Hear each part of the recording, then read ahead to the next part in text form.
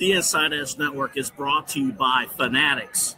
Fanatics isn't just our name, it's who we are. Loyal, passionate fans, dedicated to our favorite teams and athletes to the sports we love. That's why we're honored to be able to offer fans the world's largest collection of official sports apparel and sports jerseys from all the leagues, teams, and players you love. We're talking NFL, Major League Baseball, NBA, National Hockey League, the NCAA. I'm a wrestling guy as well. We got WWE apparel available too. It allows us to serve fans of football, baseball, hockey, basketball, lacrosse, soccer, golf, and everything else that gets your heart pumping. Go to fanatics.com by using the QR code on your screen right now to celebrate your teams. It's right there in the corner of your screen. Get your official gear. Level up with us at fanatics.com. Whether you're searching for a baseball autographed by your favorite World Series slugger, a signed football by an iconic Hall of Famer, or the jersey of a world-famous soccer star, you've come to the right place. Here at sportsmemorabilia.com, the web's leading source of authentic sports memorabilia, you'll find more than 500,000 authentic products from nearly every professional sports league, team, and player. Not only will you find your next prized sports possession with ease thanks to superb customer service and tremendous site experience, but you'll have the satisfaction and peace of mind that every product listed comes complete with a certificate of authenticity and is fully backed by the sportsmemorabilia.com lifetime authenticity guarantee.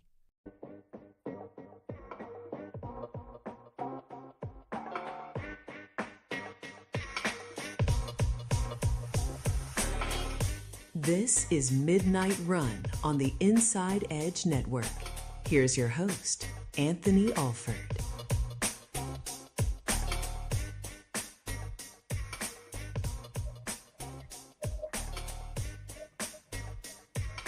It is the show before the draft. I'm so excited. Welcome to Midnight Run here on the Inside Edge Network. You hear it. Oh, you hear it.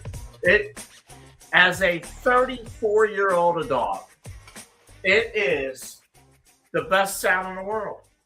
It's brewing coffee here at midnight. Oh, just hold up. Here's the best part. Oh, that's beautiful. When it's done. Now, out of respect for the show, I ain't got time to dress up this coffee, so this is going to be straight black coffee for this first segment. Welcome to the show. It's great to have you with us here with you until 1. Eli Moon, the Golden Child's my producer here tonight, and we are so glad to have you along here for this program. And I'll tell you, the NFL draft is interesting in the best of ways and the worst of ways. The NFL draft, imagine preparing for the OGTs or the proficiency test or the SATs or whatever your state level testing for like months and months and months. And all of your education comes down to your standardized testing. That's the draft. There's nothing new to learn about the draft as we are less than 24 hours away. But here we are. Here we are. The time has come to figure out whether or not your football team, and we're here in Cleveland, so the Cleveland Browns are going to make a smart decision, or they're going to make smart decisions.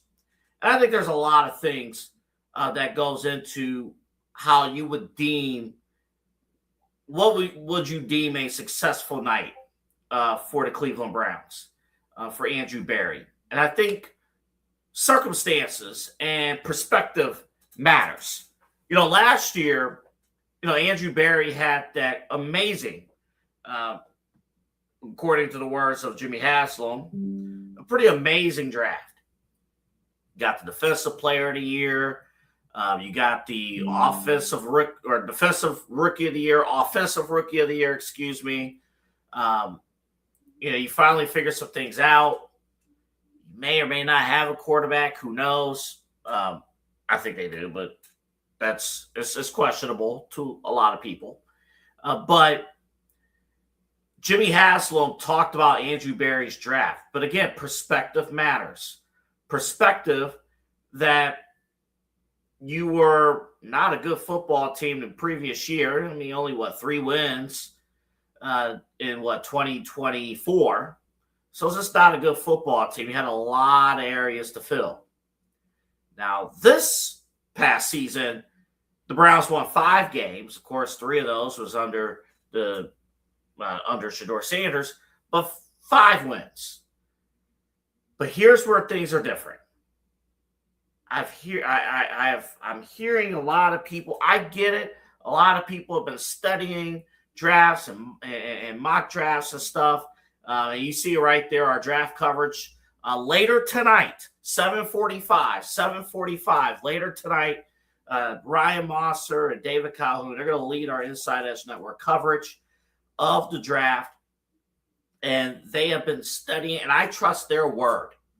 I trust their word because they have been breaking down various elements of the draft all throughout.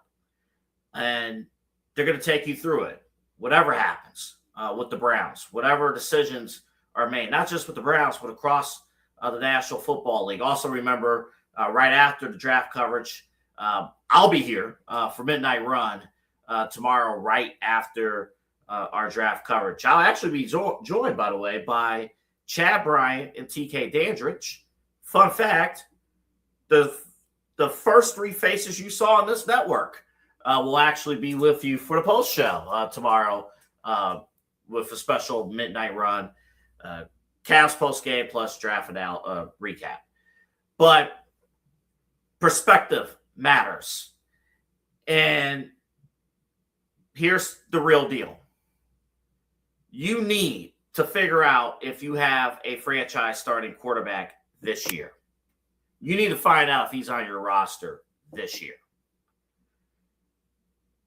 The NFL, if you look at next year's draft class, led by Arch Manning and various others, it's going to be a loaded draft class next year. The NFL is going to hit a hard reset. A hard reset among player personnel, everything. So because of that, I don't think it's the smart approach to take the whole trade back, gain assets, and try to save and play for next year. I don't think that's a smart thing to do. I really don't. Because you need Shedeur Sanders or Deshaun Watson or Dylan Gabriel. You need to find out if they're the guy. And you need to provide them with all the weapons possible to fairly calculate whether or not they're the guy or not, fairly assess whether or not they're the guy or not. So here's my draft analysis. Here you go at 12:09 here in the East Coast, 9:09 in the West Coast. Here's my draft analysis. If the Browns do not pick a wide receiver at number 6, it is a huge mistake. End of story. A huge mistake.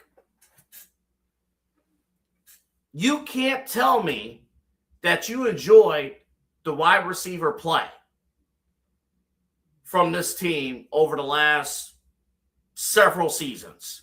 You can't tell me you like what you have seen. I can't tell you how often DBs have shut down our wide receivers. How many packages have we tried to run with Jerry Jeudy? How many, when Kevin Stefanski had the Elijah Moore package? Where did that go? Here in Cleveland, we're still trying to chase the glory days of Jarvis Landry and Odell Beckham Jr. We're still chasing it. Think about how this team looked. And I'm not talking about the off-the-field stuff with OBJ. But think about how this team looked when you had receiving threats assisting Baker Mayfield. Look at how different the offense operated. Shedeur Sanders or Deshaun Watson, whoever the starting quarterback is for the Cleveland Browns, you owe it to those quarterbacks to give them a legitimate receiver. You owe it to them to give them that number one receiver, deliver on that number one receiver. Because I'm telling you right now, if the Browns trade, but honestly, it's probably a matter of when.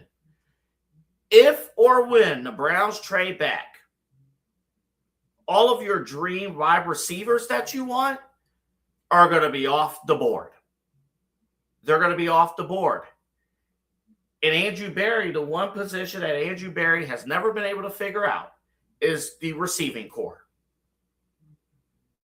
The margin of error here in the AFC North is not that far. But the Browns have 5 wins. You really only need 9 or 10 wins to win the AFC North. That's it. That's all you need. You are a receiver away. Now, I understand. I get it. The needs at offensive line. Believe me, I understand, and it is important. Offensive line is important. And there have been success stories of teams drafting offensive linemen, and they have gone far, deep into the playoffs, maybe even a Super Bowl in there. But it had to happen in a culture where things are aligned. That ain't here. That's not happening here. You absolutely need that receiver. No disrespect to Joe Thomas, because Joe Thomas, very nice guy. Very nice guy. Love him. One of the greatest Cleveland sports figures of all time. Of all time. He was the core figure of our offensive line for the Cleveland Browns. Only one winning season. It's not his fault. I mean, Joe Thomas did everything he could. He started every game. He had that long consecutive start streak. He did all he could in his 11 seasons with the Cleveland Browns. Only one winning season. Ladies and gentlemen, it is time to stop pretending like impact positions don't impact winning. Impact positions, you need an elite quarterback. You need an elite tailback. You need an elite receiver. Yes, you need a competent offensive line. Absolutely. And left tackle is important. And there's value later in the draft, later in the first round, where you can get a valuable tackle, preferably left tackle. Preferably left tackle. It's there. But you need that dog at receiver. You got to have somebody that the Bengals have to respect defensively, the Ravens respect defensively, and the Steelers. Those 3 teams have punked the Browns on defense. And I keep pointing back to last year when Harold Fannin was in the game with Shedeur Sanders. Look at how Shedeur looked. Look. Deep connection, touchdowns. We're beating Pittsburgh. We're beating the Steelers. When Harold Fannin was out due to injury, night and day difference. Let's cut it out right now. Let's cut it out. Stop and listen. I'm preparing myself for whatever's going to happen tomorrow. I'm preparing myself. And again, we'll have that draft coverage tomorrow night, 7:45. But if the Browns do not pick a receiver at number 6, it is a huge mistake. Sometimes it is okay to simply pick the best player available.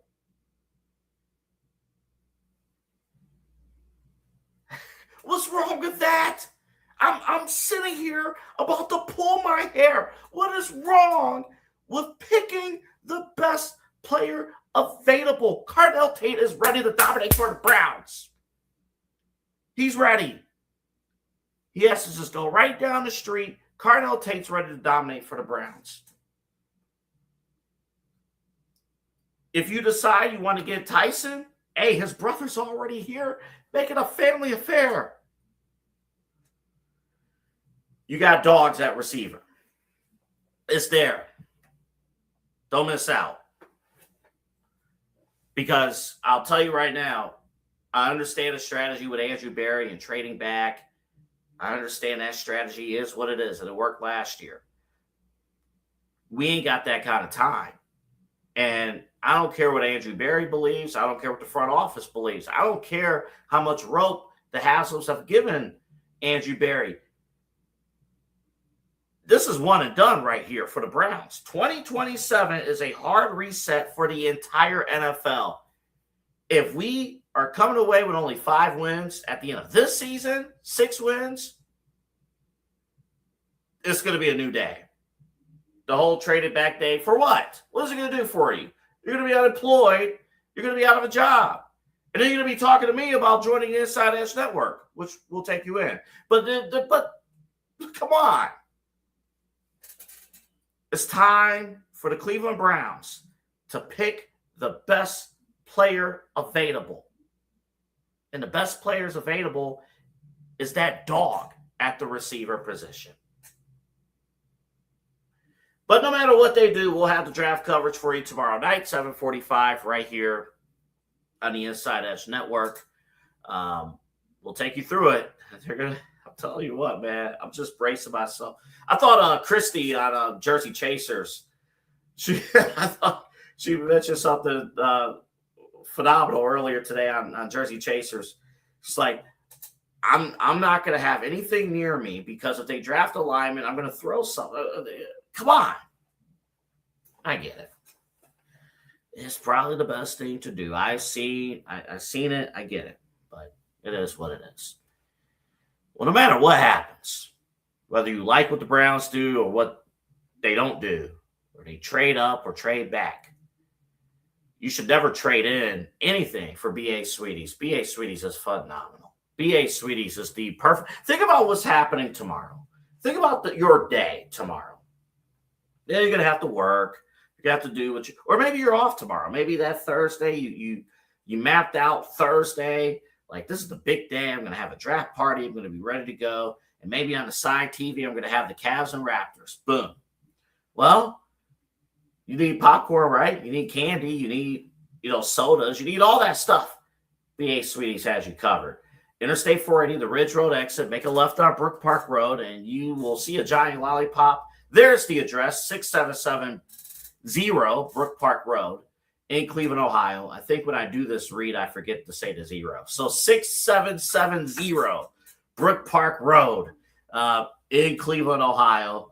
That's how you can get a hold, get inside B.A. Sweetie. So the cool thing, when you get inside, it smells great, and you just grab his stuff. Bring your kids, bring your loved one, just bring yourself. You'll have a good time. Candies, popcorns, jelly beans, pop. They got an ice cream shop too. So get your candies, get your ice cream, get it all ready to go. And when you check out, if your cart is worth $40 or more, somebody needs to turn off their car outside. If your car is worth $40, or your order is worth $40 or more, mention the word lollipop at checkout. In-store promotion only.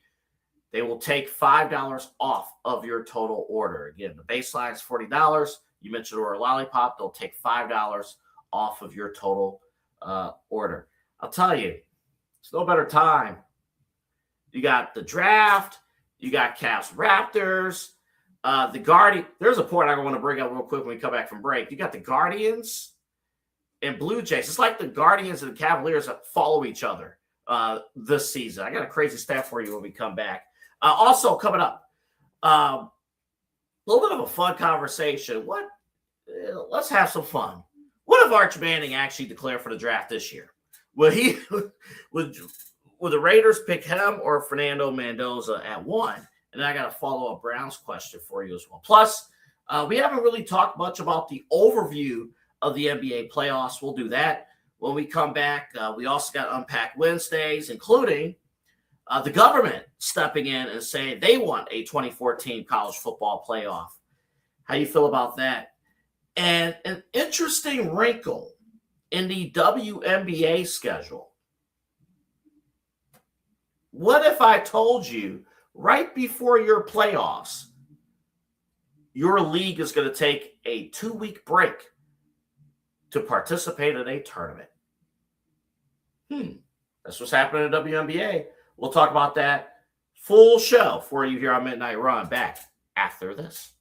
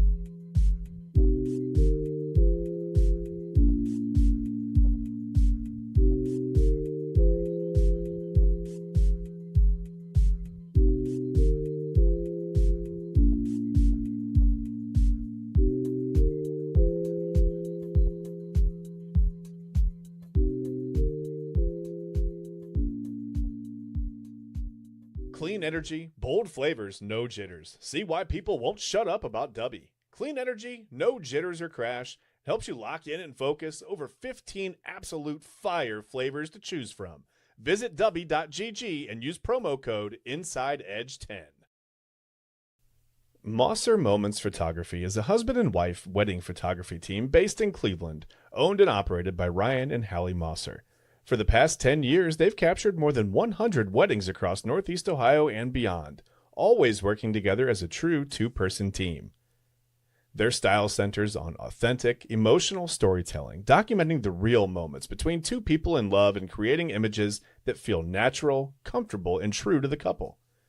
Rooted in Northern Ohio, but inspired by their travels, Ryan and Hallie bring a warm, personal approach to every wedding day. Their work blends experience, consistency, and a genuine passion for helping couples relive their best day through timeless photography. Learn more at MosserMomentsPhotography.com.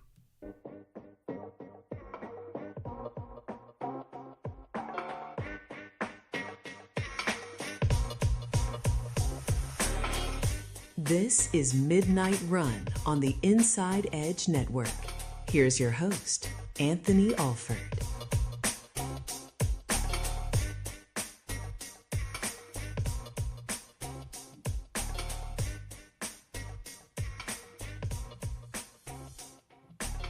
You ever do a talk show or a podcast and you deliver a tease and then during the break you think about it? It's like, I don't even want to do that story anymore. I kind of feel that way about the Mendoza Arch Manning. We're supposed to deliver our tease. And what caught my eye, we're going to talk NBA playoffs in about 3 or 4 minutes. Orlando and Detroit, I couldn't believe it because I actually jumped in and watched it when it was already a blowout. Detroit handling business in game 2 against Orlando. But it's just clicked for me. They were tied at 46 apiece when the third quarter started. And then Detroit outscored Orlando 30-3. Whoa. Whoa. A lot of intriguing stuff with the NBA playoffs. Give me about 3 minutes. We're going to talk NBA playoffs. Real quick. Arch Manning, let's just have fun. I understand. Listen. This draft, you should watch. Every draft is huge. Every draft's important. Just because this draft across the landscape of the NFL is not deemed sexy, this is a true meat and potatoes draft where you find out which one of these GMs and which one of these teams are actually good at their jobs and who's not. Again, Browns have 2 picks. We'll see in the first round. We'll see how that materializes. Will they receive an offer from the Rams? Will the Dallas Cowboys come calling about that 6th pick? We'll see. Just for fun. Arch Manning, he stayed. He did not declare for the draft. He stayed. He opted for another year of college. Maybe that would have been a different decision if NIL did not exist. But as if the Mannings couldn't make any more money somehow. But but that's there. Listen. I still think Mendoza is the better quarterback at this moment. I still believe that he showed a complete package at this stage, what he was able to do with Indiana, especially in that playoff run. I thought that was huge. But if you deem that Arch Manning has the higher ceiling in the name, you could do something with. You could have done something with that if that was a real thing. Now, the bigger question. All right, let's say if this was an actual thing here, this actual hypothetical was real. Let's say the Raiders pick whoever they pick between these two, right? Let's say they pick Arch Manning. They draft Arch Manning. And what if I told you Mendoza drops to 6? If you're the Browns, would you pick him? If that, again, we're playing hypotheticals. This is not real. This is not a real thing. But there were talks about the Browns looking at Ty Simpson. I'm kind of glad that died down. But the Browns seem very unsure about what they're going to do at the quarterback position and what they're going to do at 6. I truly believe they would pick, in this scenario, if this was true and Manning was in this draft, I think the Browns would pick whichever quarterback falls to 6 over a lineman, over a receiver, which again goes to tell you, in my view, the Browns are all in on drafting a lineman is bull. It's just, don't buy into that at 6. Just don't, because if a quarterback was available of high quality, they would pick them at 6, no questions asked. Forget about it. All right, I had a real quick, Eli, real quick. I just threw this at you. This is a very this is not real. This is very fantasy. First off, 2 questions. Yes. If you were the Raiders, who would you pick between these 2? I don't think. I think it would be Fernando Mendoza, because I just think Arch Manning still is on the potential side, as opposed to, like, has he really played that well? I know he had a good end of the year, but has he really played well enough to really be considered a top quarterback besides a name? If he was, Arch Robinson or something, or something. I mean, would we be talking about this guy? I don't think so. Double A. I think there's more of a discussion of this question of Fernando Mendoza and the guy that was going to be the QB2, which is Dante Moore, who went back to school. I think, but fun question nonetheless. But I think Mendoza, man, he is chomping at the bits to get to Las Vegas. I think he's ready to get to work, and I think the Raiders know who their guy is, and it is Mendoza. All right, so the next question. It's a 2-parter. All right, let's say they go with that, right, Mendoza, in this hypothetical. Yes. It's fun, folks. It's draft night. We're trying to create some stories here. Yeah, come on. Come on, people. Come on. Arch Manning falls to 6. What does Cleveland do? I think they would pick him.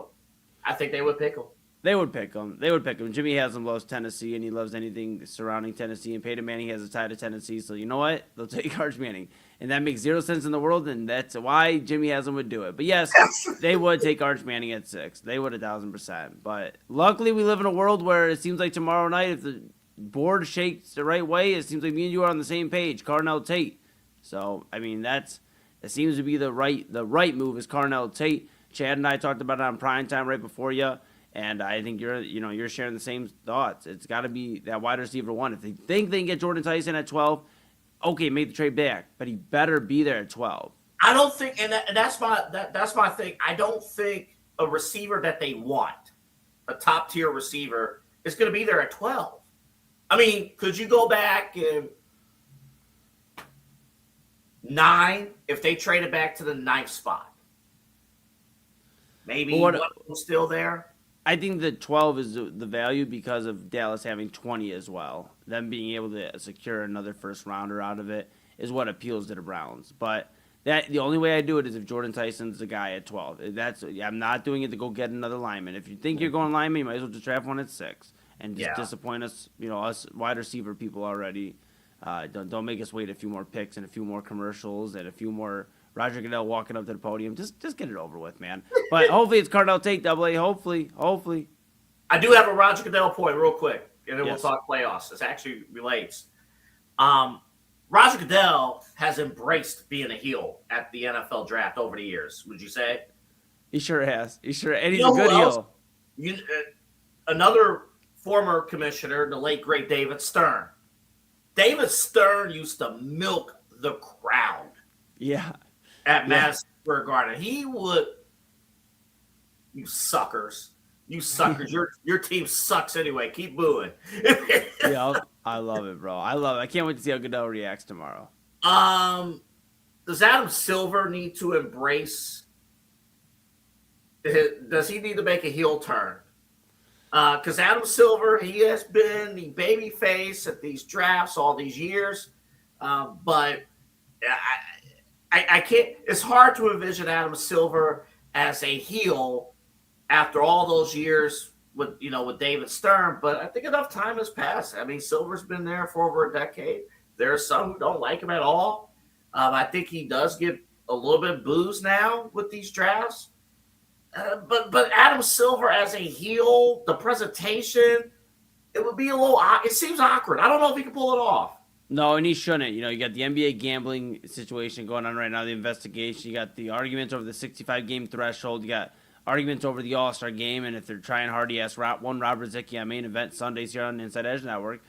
He doesn't like the All-Star game, and a lot of people, I guess, don't. Or you ask all this going on to be said, double A, that maybe Adam Silver should just stay in the good graces. He's already beloved by a lot of NBA fans. Maybe turning heel on the NBA draft isn't the best move for his business right now. No, he's not right now, You know what they should do? We don't have this in the rundown, but you know what they should do? What's that? They should have the NBA draft in Memphis. Oh. You see that story? Adam Silver said in the media he wants a few like a wish list, a bucket list, a few Grizzly games in Nashville. LeBron already why is everyone going after Memphis?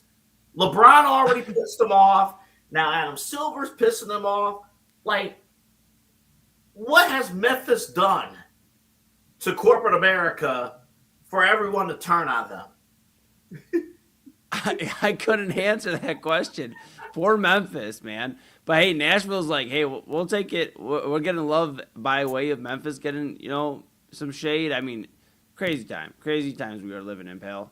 Unbelievable. Let's talk NBA playoffs. Thank you, Eli. Let's talk NBA playoffs. Just overall view. Again, Cavs Raptors tomorrow. We got a special edition of Midnight Run after draft coverage, wrapping up Cavs Raptors game 3. Also, I forgot to mention, I believe Voice of the Land will be on tomorrow night. Ryan Mosser and Kevin Arnold tomorrow night, 6 o'clock here on the network. So full night of programming. LeBron. Actually, yes, a few stories. LeBron. I think LeBron, I'm watching LeBron. I'm watching him go vintage LeBron. All of a sudden, I think dude's going to retire after this season. I think he's going to retire.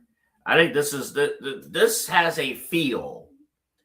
It's kind of a dark way to analyze this. I'm going to try to tread lightly here. This has a last ride type of feel. Don't you see it?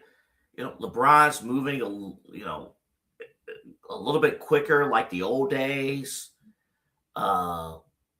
LeBron just really dominated on the. You remember that? What was it? That Zero Dark 30 playoff mode that you talked about here. We've seen a lot of that. He already talked crap. We mentioned a few minutes ago about Memphis. He also mentioned I wanted to play here because of stuff going on here at home. He also mentioned Milwaukee.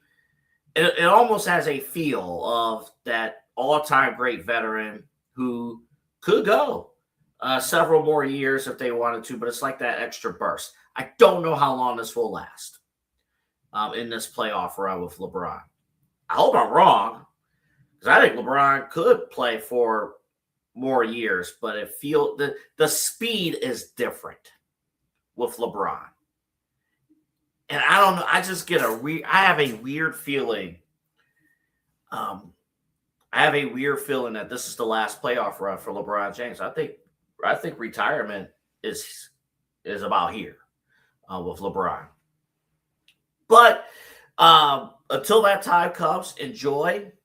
On a personal note, it's kind of enjoyable. Again, I don't root for or root against people personally. I don't know people personally. But Kevin Durant not winning a playoff game in ages.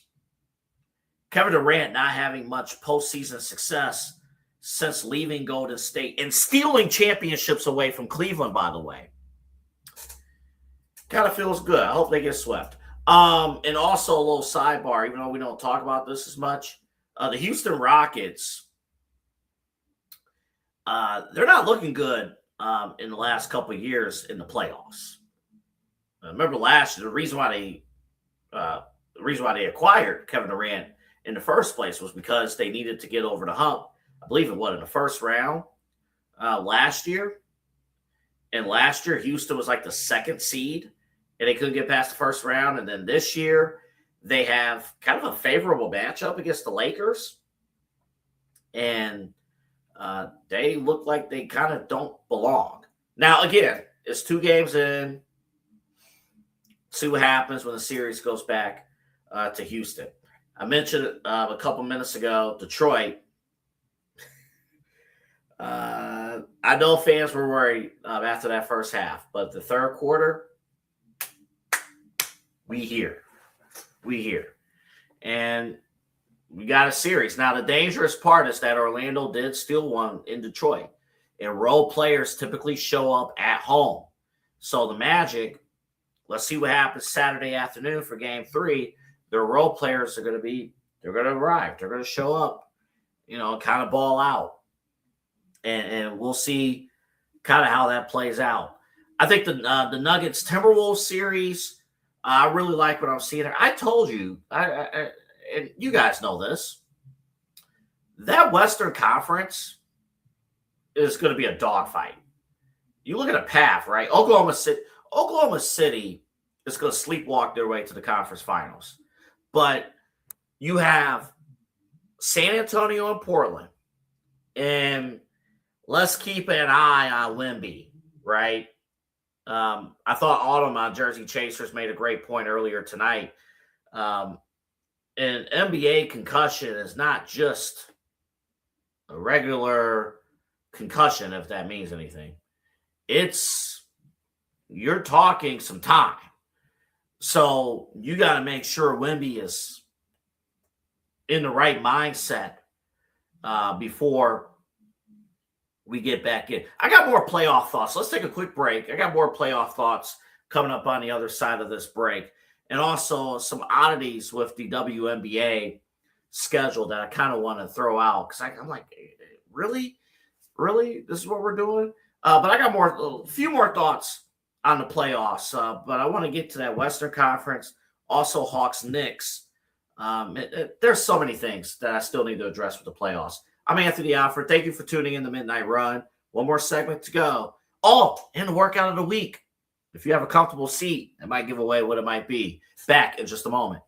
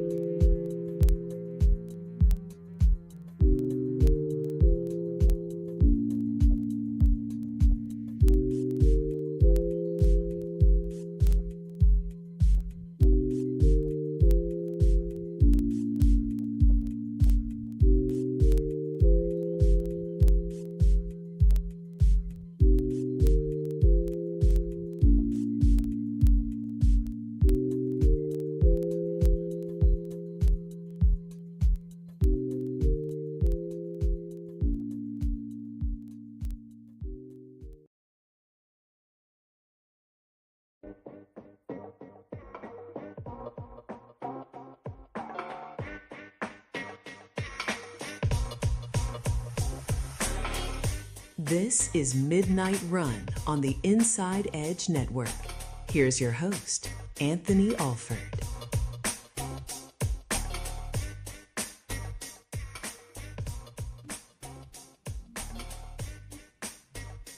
So we were talking playoffs. We got a little bit more conversation about that. I have enjoyed these West Coast games, these late West Coast games that's been on NBC because after the show, they're still playing.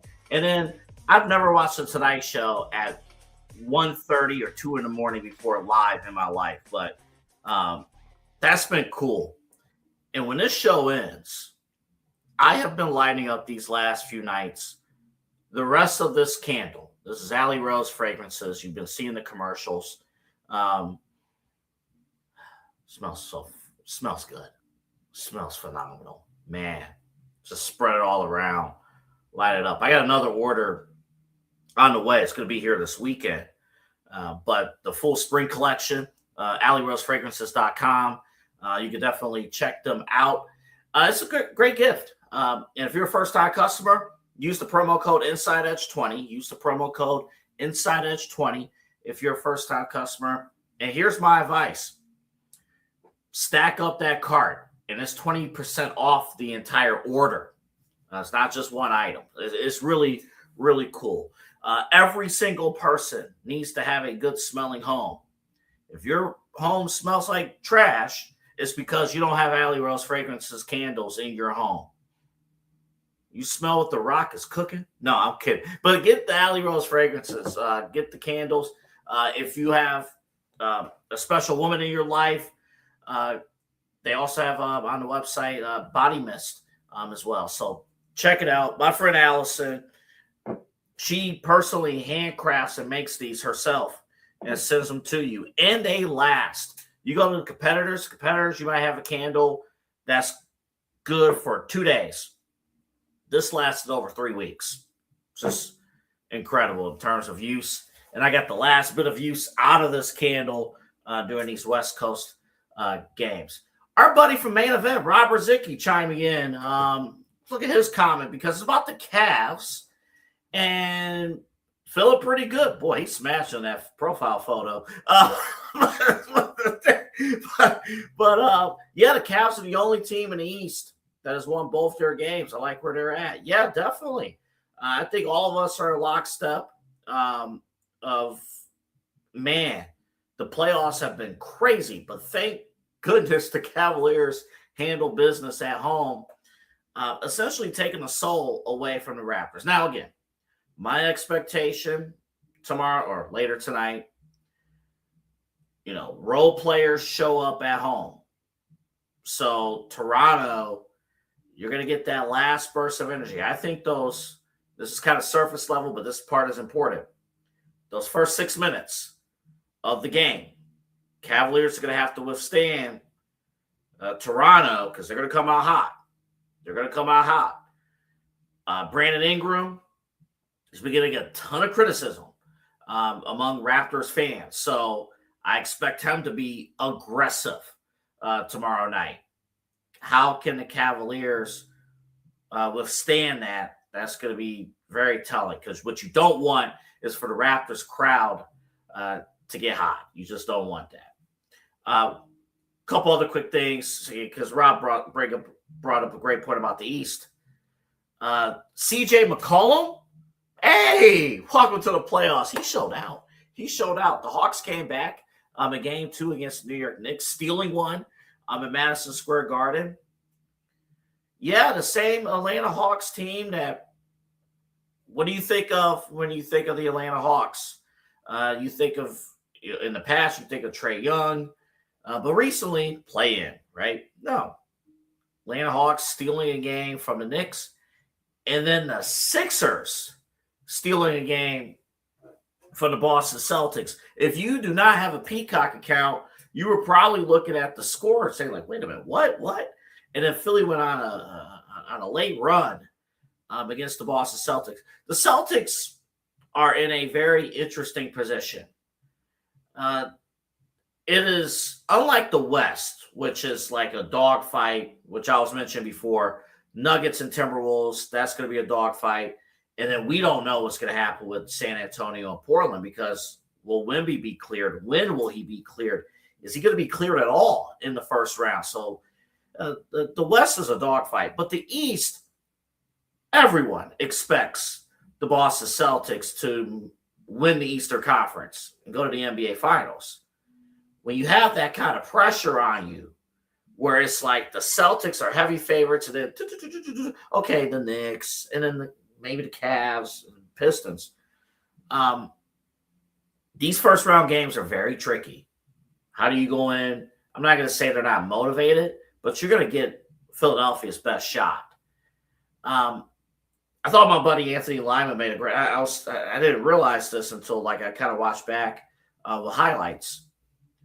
Jaylen Brown has handled business when Jason Tatum was out with his injury, and Lyman brought up a great point from 92.3. It almost seems like Tatum, when he's in, is trying to go out of his way to prove that he is the guy on the team. In the way that the ball is moving, the way the offense possessions are going, as opposed to, dude, Jaylen Brown is a weapon. Yes, I've complained about Jaylen Brown during the season, but he is, dude, let him cook. Let him cook. But that's the Celtics' problem. They got to worry about that. But yes, the Cavaliers are in a great spot, and hopefully they'll really be in a great spot when we talk to you tomorrow night. Real quick, the WNBA schedule came out today.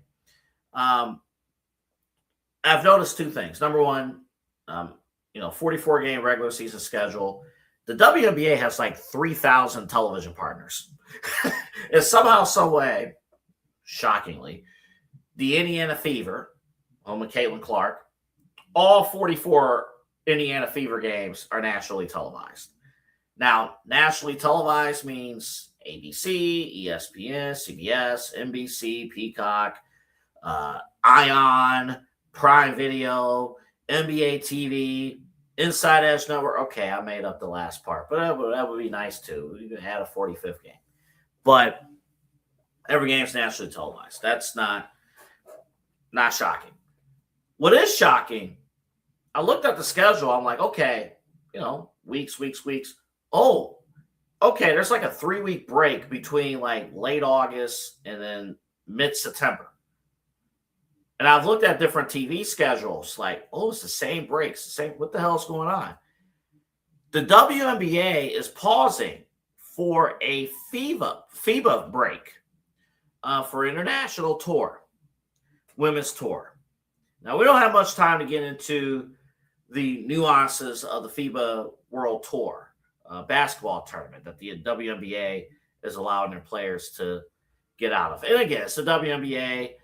Business-wise, it makes more sense for them to perhaps do this. But can you imagine Major League Baseball saying, hey, we're going to have a 162-game schedule, but on September 15th or September whatever, we're going to take a pause for 3 weeks for the World Baseball Classic.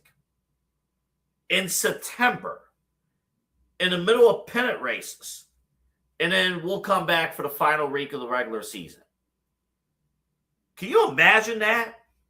Can you imagine the NBA? Full regular season. Oh, it's April. No. We're not here for the playoffs. We're going to do a Commissioner's Cup or something, or international play. We're going to stop the schedule and allow our players to do an international tour 3 weeks before the playoffs, and then come back and there's only 1 week left of the regular season.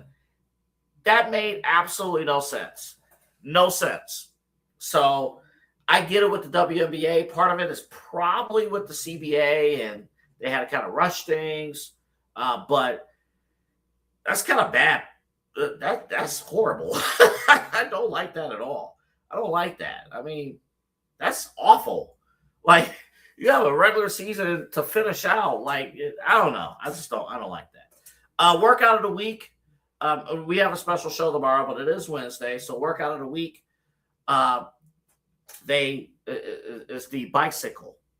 Hey, at Planet Fitness, the one I go to, they added extra padding on the seats.